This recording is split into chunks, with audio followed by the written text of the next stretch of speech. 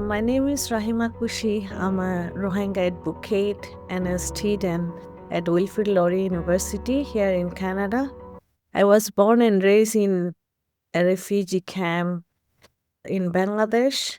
So after my parents fled from Myanmar, so they were displaced early 1992 from Myanmar to Bangladesh. So growing up without citizenship, security or certainty about the future, I experienced firsthand the barriers that refugee girls and children face in accessing education, protection, opportunities, and dignity. So today, my advocacy focuses on education, refugee rights, and protection, particularly for displaced Rohingya communities through my work with Awas for Refugees and other community initiatives. I advocate for access to education for refugees and youth girls, protection from marginalization and exploitation, and a stronger support system for refugee women, Roma, and gender based violence.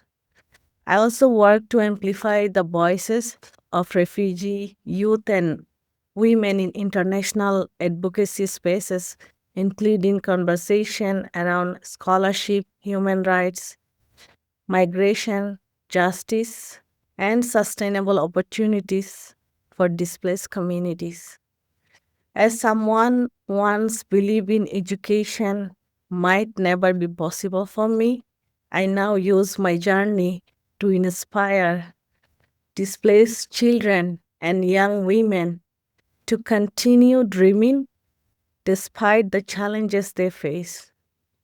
I believe education is not only a human right, but also one of the strongest tools for protection, dignity, and long term peace, and restoring hope to those who have been made to feel hopeless. My own lived experience growing up as a Rohingya child in the refugee camp in Bangladesh, like from an early age, I became involved in different school and college programs, social work activities, and community initiatives. Even as a student, I always felt a strong responsibility to support my community, especially the women and children who were facing barrier to education, healthcare, and protection. 2017, there was a genocide in Myanmar that caused more than 1 million people had to flee from their home country to Bangladesh. Assisted like as an interpreter in a surgical field hospital. Sometime I work as a psychosocial assistant to support the vulnerable communities as they were carrying the trauma. And I first and experience all this as a Rohingya women.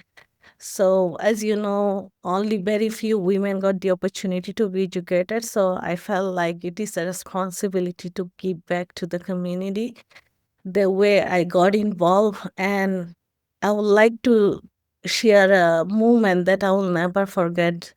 One day, I have seen a pregnant woman came to the surgical field hospital with the severe pain, and she had no place to go. They had no safe place where they can go and give birth. So I have witnessed all this, and those women inspire me to do more for the community because they don't have a voice. And I always wanted to be a voice for my community, wanted to be one of the most educated women from Rohingya community. That way I got in inspiration and I started educating me more on this. Like my journey to Canada began during a very difficult chapter of my life. Like in 2019, I gave an interview to Associate Press.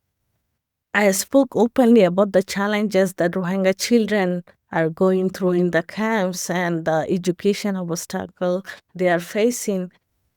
So after a few months, that caused like suspension from my university, like when they got to know my identity as a Rohingya. While I was talking about my dream, I wanted to be one of the educated women and I want to support my community. Then they got to know my identity and the university suspended me only for being a Rohingya. Only I was speaking for my community. So it means Rohingya were never allowed to go to school or obtain formal education in Bangladesh. So I have faced these numerous challenges and I never give up. I was keep fighting for my rights. I was keep looking for different opportunities. And that way I did kind of self advocacy. I met the Canadian High Commissioner for Bangladesh in Dhaka at some point, and I shared my story, the journey that I had faced. So later in 2023, December, I was resettled to Canada with my family through GAR program, Government Assisted Refugee. However, many compassionate people stood beside me and advocated for my protection and future. So, as I have mentioned, so my case was like referred to UNHCR, then we got accepted for resettlement, and I was resettled in 2023 December in Canada. So, after that, like today, I continue to use my voice and experience to advocate for displaced communities, especially for refugee women and youth, so that others do not have to lose their dreams simply because of where they were born. So that's my current situation. And in Canada, today I'm going to Laurier University studying political science. My understanding of education as a human right, because for me, education was never simply about academics. It represented dignity. When I lost access to education, I also felt like I was losing my voice, my safety, and my sense of belonging. At that time, I faced that severe backlash, including online harassment, threats of sexual violence, and abuse from local individuals and media actors. For a long period, I had to hide my identity and live in a fear. I was privately struggling with trauma, uncertainty, and hopelessness. There were moments when I genuinely felt like my life and dreams had ended there. However, with the encouragement and support of few compassionate people, I slowly rebuilt my confidence and sense of purpose.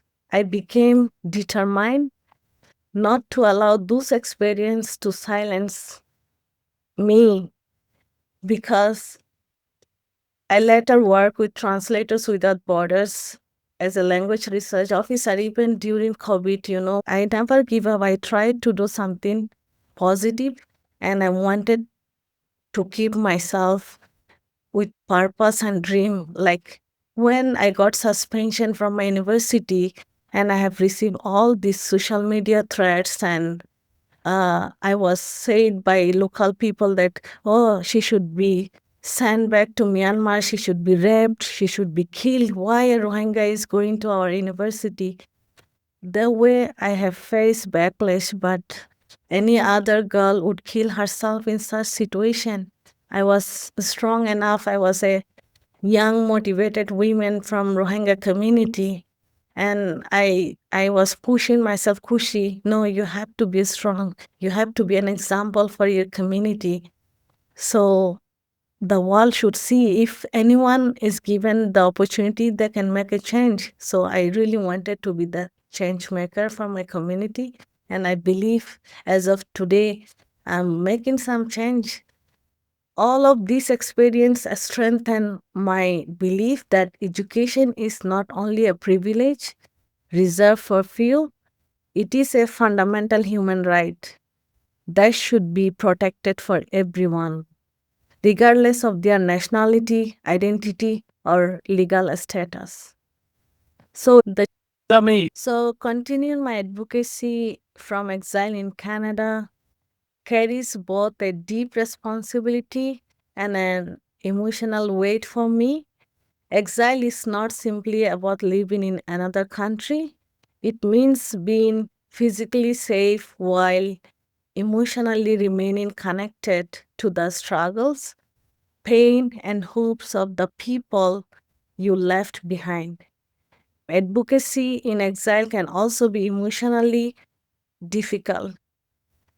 There is sometimes a feeling of survivor's guilt, knowing that while I have been given a chance to rebuild my life, millions of displaced people are still living in uncertainty without access to education, protection, or durable solution in Bangladesh refugee camp, if I give an example. So, one of the most meaningful experience in my advocacy journey was my involvement with the genocide case. So, I was deeply connected with this case because I have seen firsthand how our women were going through the consequences after facing the genocide. So, I was kind of assisting to collect the documentation and testimony for the case file for Gambia team against Myanmar military. As a Rohingya woman myself, I did not see this work only as a documentation. I saw it as a responsibility to ensure that the suffering of the people would not be forgotten or denied. Being present at the ICJ in The Hague and witnessing survivors share their testimonies before the judges was one of the most powerful moments of my life.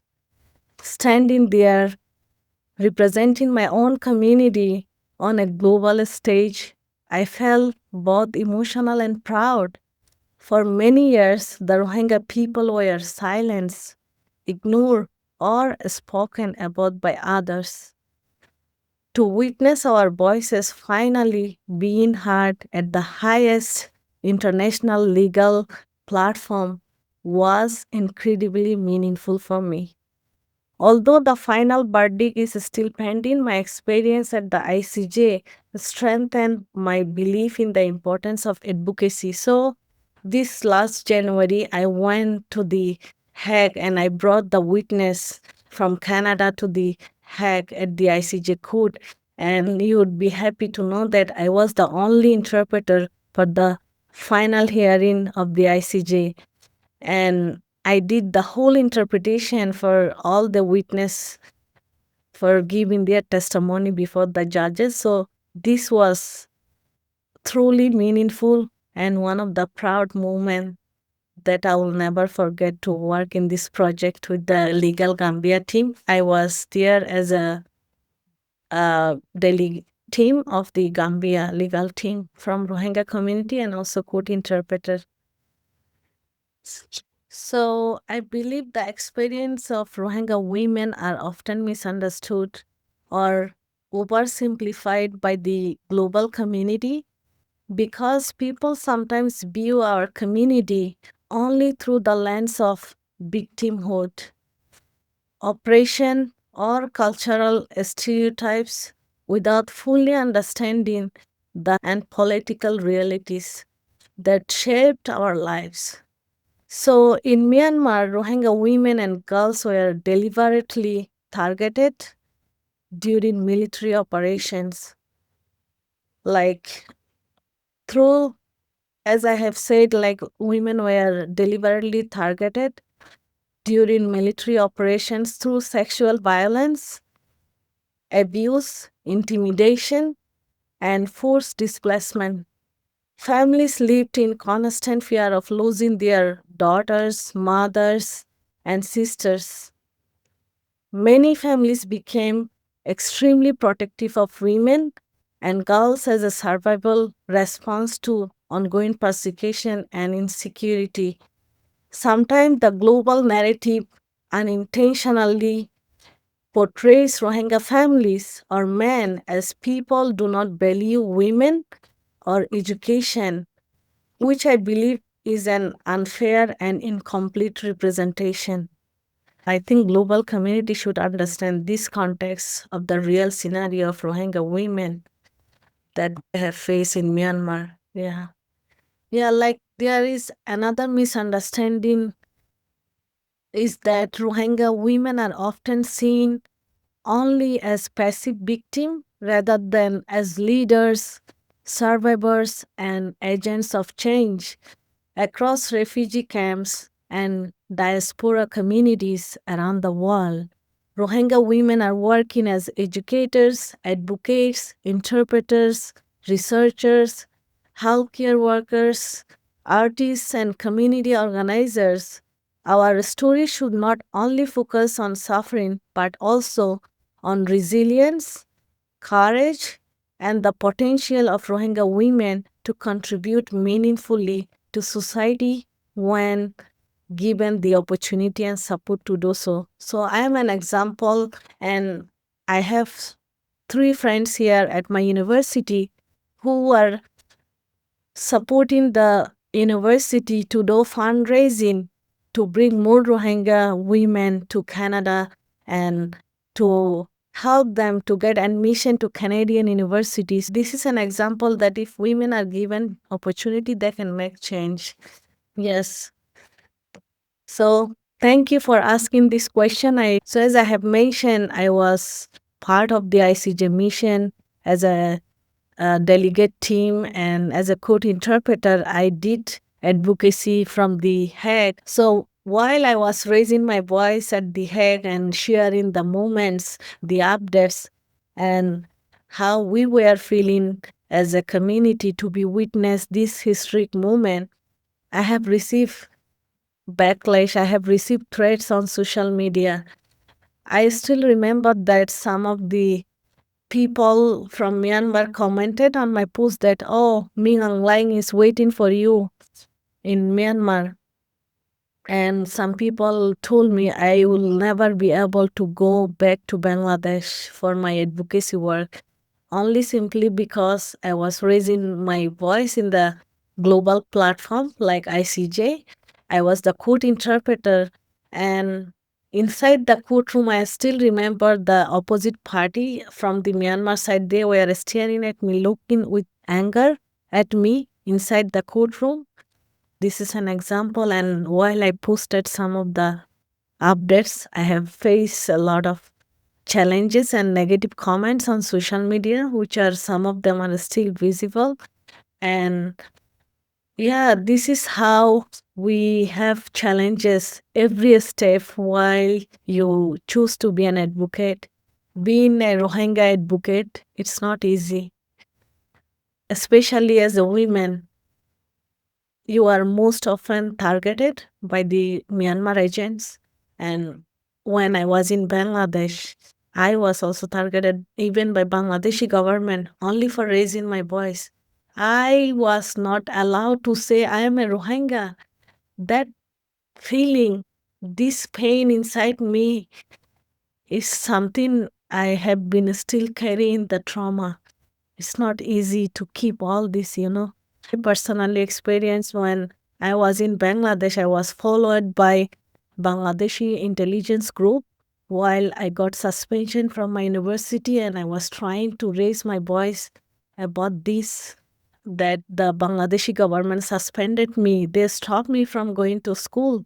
Then I was observed. I was followed by intelligence group and the government each time I went outside of my home. Yeah. So for my own future, one of my primary goal is to continue my education and strengthen my ability to contribute meaningfully to humanitarian advocacy, policy, and community development. As a student at Laurier University here in Canada, I want to continue learning and building the skills necessary to advocate effectively for displaced communities, especially in areas related to human rights, education, and migration. And education has transformed my own life, and I hope to use it not only for personal growth, but also as a tool to create opportunities and hope for others who come from backgrounds similar to mine. So ultimately, I believe that greatest goal for the Rohingya people is one day to return our homeland of Arkan in Myanmar. We are trying to bring 2 Rohingya per year.